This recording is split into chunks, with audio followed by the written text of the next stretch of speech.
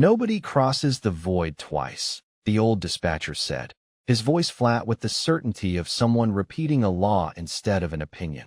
If you see a human ship out there, don't follow it. They belong to that darkness now. Across the galaxy, children grew up hearing that warning before they ever learned the names of neighboring star systems. Merchant captains whispered it over cheap coffee in crowded spaceports. Naval cadets memorized it at the academy. Every official star chart marked the enormous black expanse beyond the Perseus Drift with the same crimson warning. Uncharted. No rescue authorized. The void was not just empty space.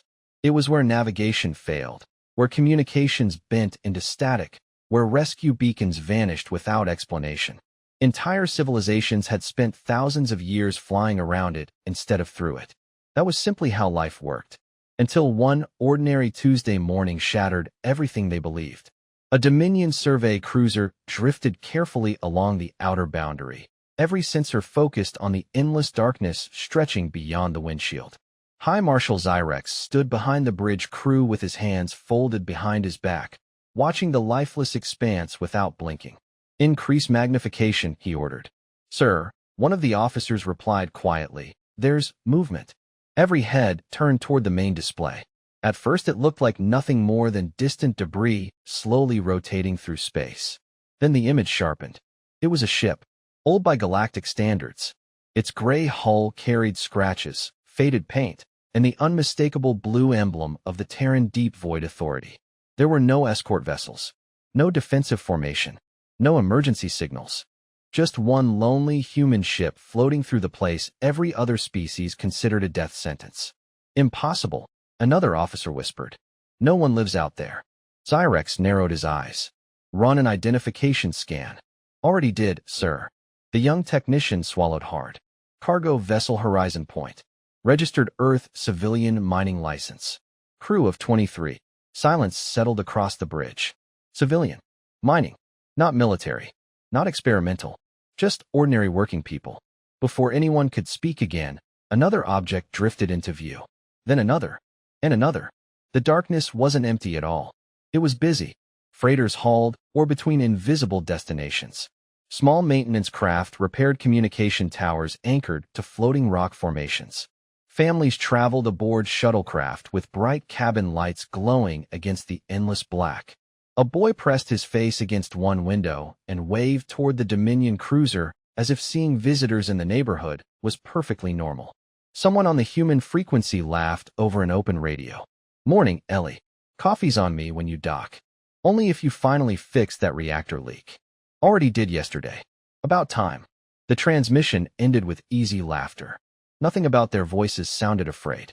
Nothing sounded extraordinary. They talked like neighbors passing each other on a quiet street back home. Lieutenant Noah Carter leaned back in the pilot's seat of Horizon Point and noticed the unfamiliar Dominion cruiser lingering outside sensor range. "Looks like we've got tourists," he said with a grin. Beside him, Commander Mason Brooks barely glanced up from the maintenance log resting on his tablet. "Probably took a wrong turn." "Think they're lost?" Noah asked. Mason shrugged. "Everybody's lost the first time they come here." He reached for his coffee mug, took a slow sip, then keyed the outbound transmitter. "Dominion vessel, this is civilian transport Horizon Point. If you're looking for safe navigation, reduce speed to 5 miles per second and stay exactly on our heading. Don't chase your instruments. They lie out here." The bridge aboard the Dominion cruiser remained frozen. Zyrex stared at the calm, human face filling the communication screen. There was no arrogance, no fear, no attempt to impress anyone. Just a middle-aged man giving simple directions like someone explaining the safest exit off a busy interstate. For the first time in his long military career, Zyrex realized the stories every species feared might have been missing one impossible detail. The void had never been empty. Humanity had simply been living there all along. Commander Mason Brooks ended the transmission before anyone on the Dominion cruiser could answer.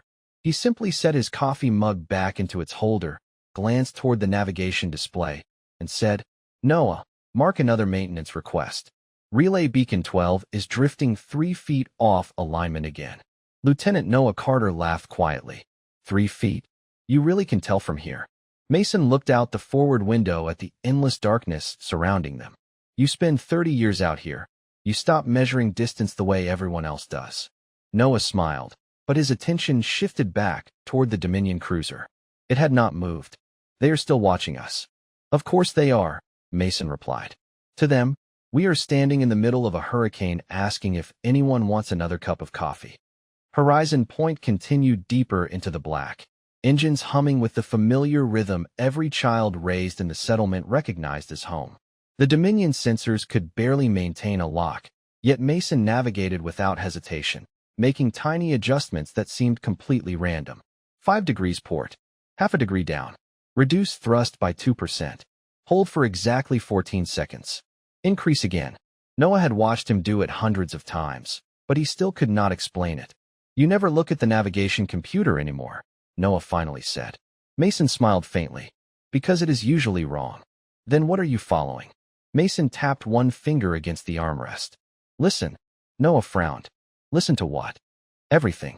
At first he heard nothing except ventilation fans and engine vibration. Then little details emerged. The soft vibration beneath his boots changed almost too gently to notice. A faint electrical hum drifted through the hull. The stars outside shifted by a fraction of an inch. Mason nodded. Gravity just moved. Noah blinked. I did not feel anything. You will. Mason answered. Eventually. Their conversation was interrupted by a flashing amber indicator. Not an emergency, just an incoming neighborhood broadcast. Mason accepted the transmission without looking. An elderly woman appeared on the display wearing grease-stained coveralls. Morning, Mason. You heading toward Beacon 12? That is the plan, Ruth. Would you swing by my greenhouse afterward? My irrigation pumps started acting funny again. Sure thing. I baked peach pie. Noah grinned. Now that is the real emergency. Ruth laughed. Bring your appetite. The call ended as casually as neighbors discussing yard work. Nothing about life inside the darkness resembled the terrifying legends taught across the galaxy. Children went to school. Mechanics fixed generators. Families argued over recipes. People complained about maintenance schedules.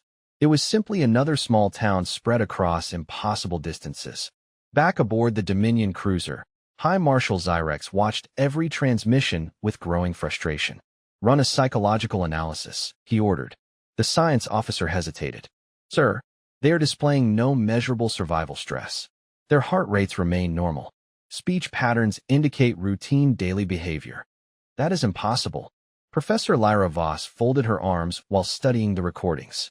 Perhaps we have misunderstood this region. Zyrex shook his head. No. Fear is universal. Lyra quietly answered. Maybe home changes what fear means. Before Zyrex could respond, every alarm on the bridge chimed at once.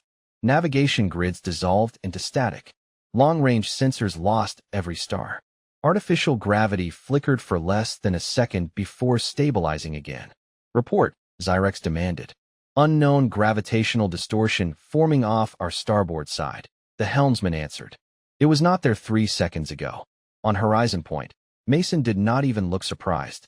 He slowly placed his coffee down and stood. Noah, already on it. Call every civilian vessel within 50 miles. Tell them to secure loose cargo and hold position. Noah's expression changed immediately. You think it is opening? Mason nodded once. It is early. How early? Mason looked through the windshield where a section of perfect darkness had begun bending the surrounding starlight into impossible shapes. His calm voice grew even quieter. About 40 years earlier than anyone predicted. The neighborhood chatter disappeared from every radio channel, replaced by complete silence as every experienced human captain understood exactly what those words meant, while the Dominion fleet, unaware of what they were seeing, accelerated straight toward the growing distortion. The Dominion cruiser surged forward before anyone on the bridge could question the order. High Marshal Zyrex stood with absolute confidence, watching the distorted darkness ahead as though it were simply another obstacle waiting to be conquered. Maintain course, he said. Fear has made the rest of the galaxy weak. We will not inherit their cowardice. The helmsman hesitated for half a second. Sir, the human vessel specifically warned us not to rely on our instruments. Zyrex barely looked at him. Exactly why we should ignore them. Professor Lyra Voss remained silent, but she continued comparing the live sensor data with the recordings from Horizon Point. The numbers refused to agree. Human ships were following paths that made no mathematical sense, drifting through invisible corridors that Dominion computers labeled impossible. Marshal, she finally said, their navigation is not random. Everything looks random to people who do not understand it, Zyrex answered. They are improvising. No, Lyra replied quietly. Improvisation leaves patterns. This does not. A sudden vibration rolled gently through the cruiser. It was not violent enough to trigger emergency systems, but every crew member instinctively looked around. The stars outside shifted again. Constellations that had remained unchanged for thousands of years appeared to bend almost imperceptibly. One young navigator frowned at his display. Distance to horizon point just increased by 20 miles. Another officer looked up from his console. That cannot be right. They have not accelerated. Now it says they are 12 miles closer. Which reading is correct? Nobody answered because every monitor showed something different. On horizon point, Noah Carter watched similar distortions ripple across the observation window. They crossed the first boundary, he said. Mason Brooks nodded while tightening the straps on his utility jacket. That means they still think this is a place. Noah glanced at him. What else would it be? Mason smiled without taking his eyes off the darkness outside. That is the mistake every visitor makes. They think the void is empty space with strange physics. It is not. It behaves more like weather. Noah leaned back thoughtfully. He had grown up hearing that comparison, but hearing it today felt different. Outside, there was no storm to see. No clouds. No lightning. Just endless blackness. Yet every experienced human captain had already secured cargo, delayed departures, and adjusted orbital schedules exactly the way people on Earth once prepared for hurricanes. A new transmission appeared on the main display. It was not an emergency broadcast. It was a neighborhood network connecting dozens of civilian ships. School Shuttle Alpha delayed 20 minutes. Beacon maintenance postponed until conditions stabilize. Ruth says the pie can wait until tomorrow. Noah laughed despite the tension. She is serious about that pie. Mason finally chuckled. She always is. The laughter disappeared as another voice joined the channel. It belonged to an elderly cargo captain whose face carried decades of quiet experience. Mason, I hear you, Frank. The young Dominion pilots are lining up behind your old route. Mason exhaled slowly. I figured they would. Should we go get them? Mason remained silent for several seconds. Finally he answered, not yet. If we rush in too early, they will think we are trying to control them. Back aboard the Dominion cruiser, warning lights suddenly illuminated every navigation console. Gravity reference lost. Primary star lock unavailable. Backup star lock unavailable. Relative position unknown. Zyrex frowned for the first time. Switched to inertial guidance. Already failed. Manual navigation. The helmsman gripped the controls. Marshal, there is nothing to steer toward anymore. Lyra slowly looked through the forward window. She no longer saw darkness. She saw depth. Layers upon layers of invisible currents bending light itself, moving with the slow rhythm of an ocean that had existed long before any civilization learned to build ships. Then she noticed something even stranger. Human vessels were not fighting those currents. They were drifting with them, making tiny adjustments so natural that it resembled experienced sailors reading familiar tides. She whispered almost to herself, they were never surviving this place. Zyrex turned toward her. What did you say? Without taking her eyes off the impossible view ahead, Lyra answered softly, Marshal, I think they have been living with it long enough to learn its language. Just then, every display aboard the Dominion cruiser went completely black for exactly 3 seconds, and when the screens returned, Horizon Point had vanished without leaving behind a single engine signature, while dozens of quiet human voices continued speaking calmly over the neighborhood channel as though nothing unusual had happened at all. Commander Mason Brooks never raised his voice. All civilian traffic, hold your lanes. Nobody plays hero today. His words spread across the local network, followed by calm acknowledgments from miners, mechanics, shuttle pilots, and freight captains who had spent their entire lives trusting one another. No panic, no shouting, just quiet discipline. On the Dominion cruiser, the atmosphere could not have been more different. Navigation officers were talking over one another while warning indicators flashed across every console. Artificial horizons spun without stopping. 3 different star maps displayed 3 completely different positions. Marshal, We cannot verify our location. Switch to external visual references. Already tried. Every camera is showing a different sky. High Marshal Zyrex stepped toward the main display. Stabilize the ship. The chief engineer answered with unusual hesitation. Sir, the engines are stable. Space around us is not. Before anyone could respond, the cruiser lurched sideways without firing a single maneuvering thruster. Coffee cups slid across control panels. Loose data tablets floated briefly before settling again as gravity corrected itself. It felt less like being attacked and more like standing on a sidewalk that suddenly decided to move. Professor Lyra Voss watched the readings instead of the chaos around her. The distortion is accelerating. Zyrex frowned. Can we outrun it? I do not think it is chasing us. Then what is it doing? Lyra looked toward the black horizon where starlight twisted into graceful arcs. I think it is simply moving where it always intended to move. We happened to sail into it. A sharp tone interrupted the discussion. One of the escort frigates had drifted several hundred yards away despite full engine output. Another appeared to rotate slowly even though its gyroscopes reported perfect stability. There was no collision, no explosion, yet the formation that had taken hours to establish dissolved in less than a minute. Open a fleet-wide channel, Zyrex ordered. All vessels maintain formation. The reply came almost immediately. Marshal, nobody agrees where formation is anymore. Aboard Horizon Point, Noah watched the Dominion icon scatter across his tactical display. They are splitting apart. Mason gave a single nod. Exactly what the current wants. Noah looked over. Should we bring them in now? Mason remained quiet for a moment before answering. Not yet. If we grab them too soon, they will fight us instead of listening. Another call appeared on the neighborhood frequency. Frank's weathered face filled the screen. Mason, current 9, just shifted. Mason studied the sensor overlay for barely a second. I see it. That old maintenance corridor is gone. Then send everyone through Lantern Passage. Frank smiled. Already did. Their exchange lasted only seconds, yet dozens of human ships altered course together with smooth precision, weaving through invisible paths that no Dominion computer could even detect. It looked almost like a carefully practiced dance. Noah shook his head with quiet admiration. Every time I think I finally understand this place, it changes the rules. Mason smiled faintly. No, it keeps the same rules. We are the ones still learning them.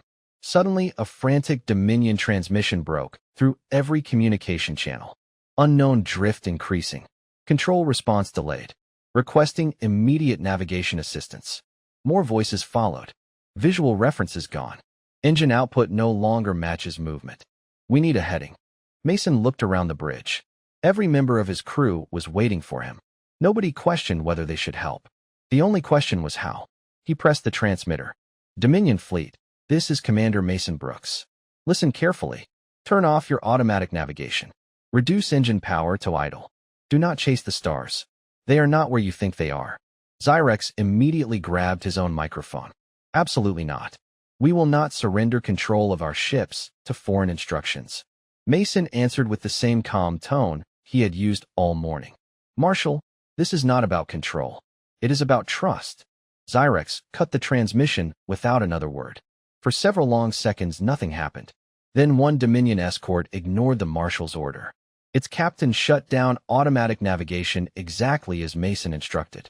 Almost instantly, the ship stopped drifting, settling into a slow, steady glide while the surrounding distortion flowed harmlessly around its hull. Every bridge across the Dominion fleet watched the impossible maneuver in stunned silence, realizing that the first ship to regain stability had done so by following a human captain instead of its own computers. The Dominion escort that followed Mason Brooks's instructions remained perfectly stable while the rest of the formation continued drifting through invisible currents that no computer could predict. Silence settled across every command deck. It was the kind of silence that only appeared when pride collided with undeniable evidence. High Marshal Zyrex stared at the tactical display, watching one small green icon glide smoothly while every other vessel struggled to maintain position. Identify that captain, he ordered. Commander, it is Captain Elian Rohr. Zyrex's jaw tightened. Open a secure channel. A nervous face appeared on the screen. Marshal, explain yourself. Captain Rohr took a slow breath. I did exactly what the humans said. You ignored my direct order. Yes, sir. Another pause followed. Because your order was based on maps that no longer describe where we are. Nobody on the bridge spoke. It was the first time anyone had openly challenged Xyrex's judgment. Before the Marshal could answer, another warning echoed through the fleet. A supply transport had drifted toward one of the massive gravitational streams. There was no explosion, no collision, only a slow and unstoppable slide into deeper darkness. Its engines continued firing, but every burst pushed it farther off course. The frightened pilot transmitted across the emergency frequency. Navigation is gone. Every heading points somewhere different. Somebody tell me which direction is real. Mason heard the call immediately. He did not hesitate. Noah, prep rescue skiff 2. Noah was already standing. I knew you were going to say that. Within minutes, the small human rescue craft slipped away from Horizon Point, with only a handful of crew aboard. There were no weapons mounted on its hull. No armored escorts. Just bright rescue lights cutting through the darkness. Noah looked over at Mason while fastening his harness. They spent the last hour refusing your help. Mason adjusted the controls with steady hands. People make bad decisions when they are scared. That does not mean you stop helping them. They entered the shifting currents at a speed that would have terrified any Dominion navigator, yet every movement felt deliberate. Mason barely looked at the instruments. Instead, his eyes followed tiny distortions in distant starlight, making gentle corrections that seemed almost instinctive. Noah finally asked the question he had wondered about since childhood. How do you always know where to turn? Mason smiled faintly. My father used to tell me something when I was about your age. What was that? He said the void never lies. Only the people trying to measure it do. Ahead, the stranded Dominion transport slowly rotated as frightened crew members struggled to regain control. Mason opened a direct channel. Captain, shut down every automatic correction system. If I do that, I lose steering. No, Mason replied calmly. You lose the illusion that you still have it. The Dominion captain hesitated before finally reaching for the override. One by one, the automated systems powered down. Almost immediately, the violent corrections stopped. The ship settled into a gentle drift. Now, Mason continued, match our speed exactly. Do not chase us. Let the current carry you. Inch by inch, the stranded transport eased into the invisible corridor behind the rescue skiff. Back on the Dominion flagship, Professor Lyra Voss replayed the entire maneuver again and again. She was no longer studying human technology. She was studying human behavior. None of them had celebrated. None had mocked the Dominion crews. They simply treated this rescue like another routine day at work. That detail unsettled her more than anything else. Marshal, she said quietly. They prepared for this long before we arrived. Xyrex folded his arms. Prepared how? Lyra turned toward an ancient navigation archive she had quietly requested from the Galactic Historical Network. One forgotten file had finally finished downloading. Its timestamp was older than the Dominion itself. The first line made her heart skip. She looked back at Xyrex, her voice barely above a whisper. Marshal, I think somebody knew humans could survive here thousands of years ago, and someone made sure the rest of the galaxy never learned why. Professor Lyra Voss enlarged the ancient archive until faded symbols filled the main display. The document was older than the Dominion, older than several modern civilizations, and its original authors were listed only as the First Expedition Council. Every crew member leaned forward. Read it, High Marshal Xyrex ordered. Lyra took a slow breath. Expedition Log 47. Contact established with isolated human settlements inside the anomaly. Recommendation: do not interfere with their adaptation. Long-term observation advised. She paused as another line appeared beneath it. Warning: if humanity ever learns to navigate beyond the inner currents, their understanding of deep space will exceed every known civilization. The bridge fell silent. There is more, Lyra continued. Classification changed by executive order. Public record sealed permanently. Xyrex frowned. Who signed the order? The archive decrypted one final name. Governor Cale Thorne. Not the current governor, but his direct ancestor, founder of one of the Dominion's oldest political dynasties. Lyra looked up in disbelief. This was never forgotten. It was hidden. Hundreds of years of history suddenly made sense. Every academy textbook, every restricted star chart, every warning about the darkness. Entire generations had been taught fear, while one powerful family quietly protected the secret. On Horizon Point, Noah Carter watched the Dominion flagship through the forward window. Something changed. Mason Brooks nodded before the sensors even confirmed it. They finally found the old records. Noah looked surprised. You knew records existed? Mason smiled. My grandfather met one of those explorers when he was a kid. He always wondered why they never came back. Before Noah could ask another question, every communication panel aboard Horizon Point lit up at once. An encrypted Dominion priority transmission spread across military frequencies. Mason did not need to hear the words to recognize the tone. That does not sound like a rescue order, Noah said quietly. Mason's expression hardened for the first time that day. No, that sounds political. On the Dominion flagship, a holographic image appeared above the command table. Governor Cale Thorne himself addressed the fleet from the Dominion capital. His silver uniform was perfectly pressed, his voice calm and measured. Marshal Zyrex, terminate your investigation immediately. Zyrex looked confused.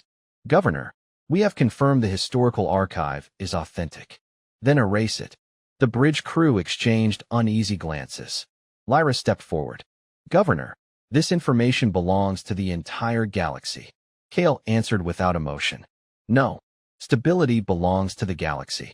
Information is only useful when it protects stability. Lyra stared at him. You knew humans had mastered this region. My family has known for centuries. Then why hide it? Cale folded his hands behind his back. Because fear is predictable. Curiosity is not. As long as every species feared this place, no one challenged Dominion control of the trade routes. Humanity accepted isolation. The galaxy remained orderly. Zyrex slowly turned toward the display. You allowed an entire civilization to disappear from history. I allowed peace to continue. Cale's voice never rose. Do not confuse those ideas. The transmission paused before the governor delivered his final order. Commander Mason Brooks is now classified as a strategic security risk. Secure him quietly. Confiscate all navigation records. Human knowledge of this region is now Dominion property. The channel closed. Nobody on the flagship spoke for several seconds. Even Zyrex seemed uncertain. Lyra finally broke the silence. Marshal, if we obey that order, we become part of the lie. Before Zyrex could answer, alarms erupted across every human settlement. Noah looked toward his tactical display. Multiple Dominion interceptors just changed course. Mason did not appear surprised. He simply stood, picked up his worn flight jacket, and slipped it over his shoulders. I hoped they would choose the truth, he said softly. Looks like somebody higher up chose fear instead. Noah followed him toward the shuttle bay. What is the plan? Mason pressed the emergency broadcast key that connected every human settlement across the surrounding sectors. His calm voice carried through homes, schools, mining stations, and repair docks alike. Everyone, we have visitors coming. Stay on your assigned routes. Trust the currents. And whatever happens next, do not fire first. Far beyond the nearest beacon, sleek Dominion interceptors disappeared into the shifting darkness, racing toward Horizon Point under secret orders that would change the future of the galaxy. The Dominion interceptors arrived in perfect formation, their engines glowing like a row of distant stars cutting through the darkness. They did not activate weapons. They did not issue threats. They simply surrounded Horizon Point and waited. Commander Mason Brooks stepped onto the bridge without changing his pace. He looked at the tactical display for only a moment before speaking. Count them. Noah Carter studied the sensor feed. 12 interceptors. 2 command ships. They have every approach covered. Mason nodded. Not every approach. Noah smiled despite the tension. You are talking about currents again. I am talking about home. A transmission request appeared on the main screen. Mason accepted it. High Marshal Zyrex stood alone on the bridge of the Dominion flagship. His expression looked different now. Less certain. Commander Brooks. Marshal, Governor Thorne has ordered your detention. Mason took another sip of coffee, as though they were discussing the weather. I figured. Zyrex hesitated before continuing. Come with us peacefully. I do not want this situation to become worse. Mason looked through the forward window at the quiet settlements scattered across the darkness. Children were still walking between docking platforms. Maintenance drones continued repairing communication relays. Someone had resumed playing music over the neighborhood frequency, as if refusing to let politics interrupt another ordinary day. Marshal, Mason finally said, do those people look like a military threat to you? Zyrex remained silent. Before he could answer, Governor Kale Thorne interrupted the channel without permission. His holographic image appeared beside Zyrex. Commander Brooks, this conversation is over. You are ordered to surrender all navigation archives immediately. Mason met his eyes for the first time. No. The answer was calm, almost gentle. Kale's expression hardened. You understand the consequences? Perfectly. You cannot protect this region forever. Mason smiled faintly. I do not have to. Governor Thorne raised one hand. The Dominion interceptors immediately accelerated toward Horizon Point, attempting to seal every visible escape route. Noah instinctively reached for the flight controls. Mason, easy. They are closing fast. I know. Every human listening across the neighborhood network waited in complete silence. Mason pressed the broadcast switch. Everyone, stay exactly where you are. Dozens of acknowledgments answered at once. No panic. No confusion. Just quiet trust. The Dominion formation tightened until every predicted exit vector appeared blocked. Governor Thorne allowed himself a small smile. You have nowhere left to go. Mason looked at Noah. Would you mind opening the front window shutters? Noah pressed the control. The armored shields folded away, revealing nothing but endless black space. Now what? Mason pointed toward the darkness. Watch. At first nothing changed. Then one by one, tiny lights began appearing where moments earlier there had been only darkness. A mining tug emerged first, then a school shuttle, then 3 cargo freighters, then dozens more. They were not trapped behind the Dominion fleet. They were calmly passing through invisible pathways that no Dominion sensor had detected. Entire neighborhoods moved effortlessly around the blockade as though it were standing still. Dominion pilots immediately attempted to follow. Their computers calculated identical trajectories. Every calculation failed. Ships drifted harmlessly away from the hidden routes while the human vessels continued forward without slowing by a single mile per hour. Professor Lyra Voss watched the impossible scene unfold with growing disbelief. They are not escaping, she whispered. They never entered the trap. Zyrex slowly lowered his hands from the command rail. For the first time since entering the region, he understood the difference. The Dominion had surrounded coordinates. Humanity had never been traveling by coordinates at all. Governor Thorne shouted new orders across every military channel. Block every corridor. A navigation officer answered with visible confusion. Governor, we cannot find the corridors. Mason quietly turned off the transmission and looked toward Noah. You asked me yesterday how I always know where to turn. Noah nodded. Mason's smile carried a trace of old family memories. My grandfather used to say maps are made for places that stay still. He looked back toward the living darkness outside. Home has never stayed still.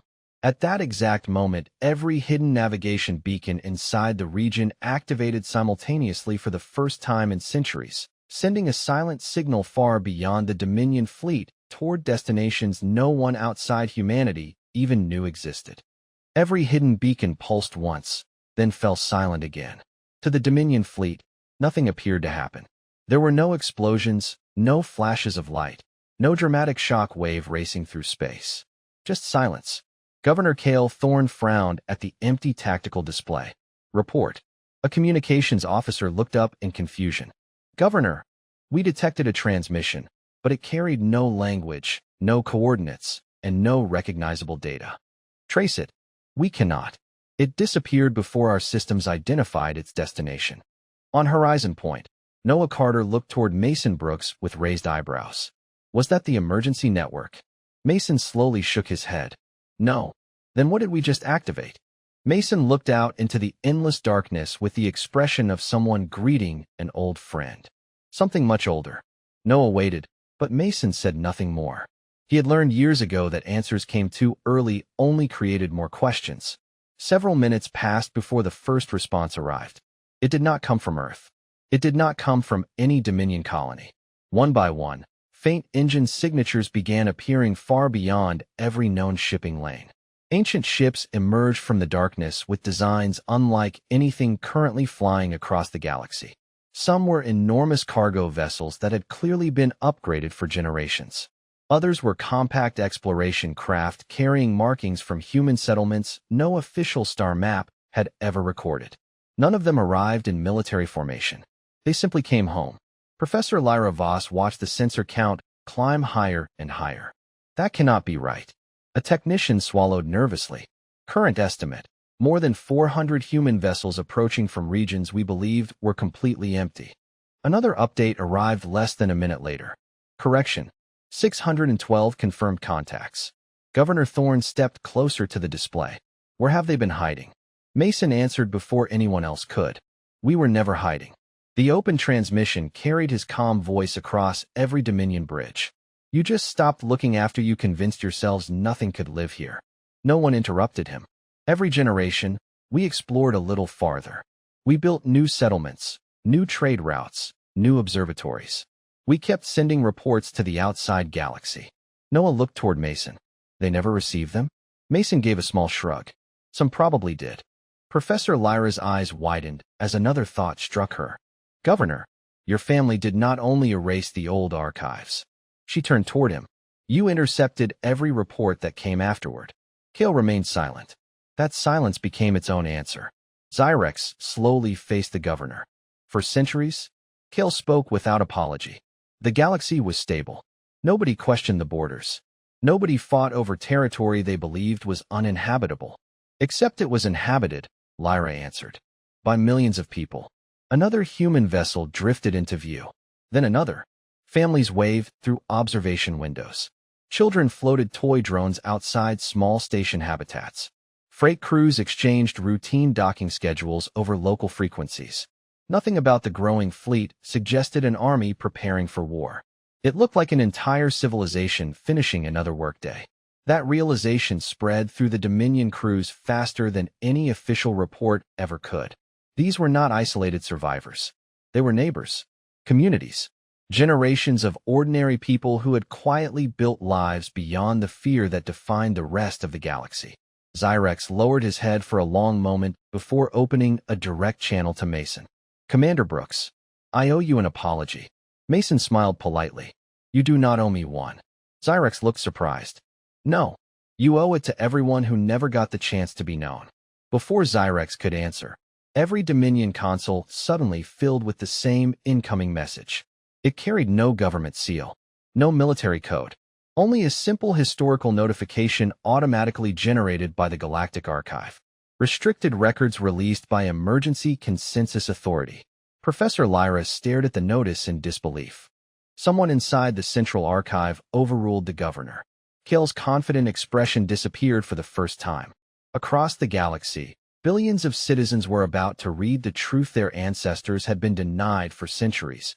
And as the first public files began unlocking one after another, a final classified recording appeared at the top of the archive bearing a date older than the Dominion itself, labeled only with 6 words that instantly captured everyone's attention. First human contact inside the void. The classified recording opened without music, without ceremony, and without the polished narration every government archive usually preferred. A grainy image appeared instead. An old exploration shuttle drifted through the same endless darkness that now surrounded the Dominion fleet. The date stamp belonged to an age so distant that no living civilization remembered it. A tired pilot looked into the camera and smiled. If somebody finds this, tell everyone we were wrong. The recording shifted toward the observation window where a handful of human children were laughing while floating through a newly built habitat. Gardens lined the walls. Homemade decorations hung from the ceiling. A dog chased a small toy through the corridor while adults unpacked supplies. The pilot spoke again. This place was never trying to kill us. It was waiting for someone patient enough to understand it. The transmission ended. Across the galaxy, billions watched in complete silence. High Marshal Zyrex slowly removed the insignia from his uniform collar and placed it on the command table.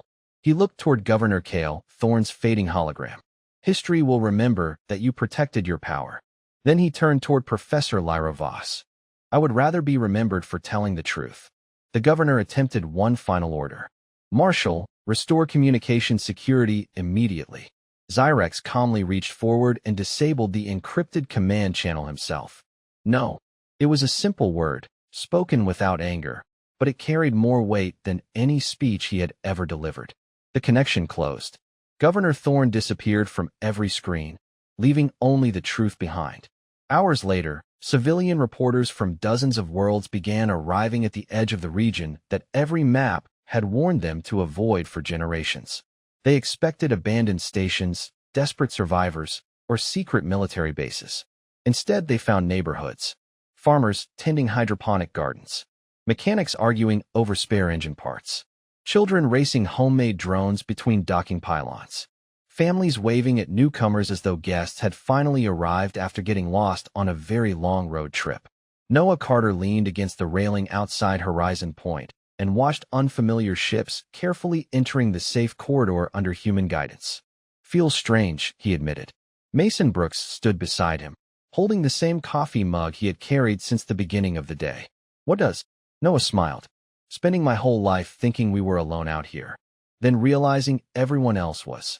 Mason laughed quietly. "Perspective does that." A small shuttle approached the station and requested docking permission. Professor Lyra Voss stepped onto the platform carrying nothing except a travel bag and an old notebook. She looked around at the people walking past her, surprised by how ordinary everything felt. Mason welcomed her with an easy smile. "First visit." "First honest one," she answered. He nodded toward the neighborhood beyond the docking bay. "Come on. Ruth still owes us peach pie." Lyra laughed for the first time since entering the region. "After everything that happened today, that somehow sounds more important than politics." "It usually is," Mason replied. As they walked together through the station, nobody celebrated victory. Nobody demanded revenge. Life simply continued. Repair crews returned to work. Cargo schedules resumed. School shuttles filled with children floated toward their afternoon classes. The darkness surrounding them had not changed. Only the way the galaxy understood it had. Several weeks later, every official star chart was updated. The enormous warning label that had frightened generations disappeared forever. In its place appeared a simple name chosen by the people who had lived there all along. Home territories. No speeches followed the announcement. No monuments were built. Humanity never claimed to have conquered the darkness because they knew something the rest of the galaxy had finally begun to learn. The greatest discoveries are rarely made by those who rush forward looking for something to defeat. They belong to the people willing to stay, to listen, and to understand what everyone else was too afraid to call home.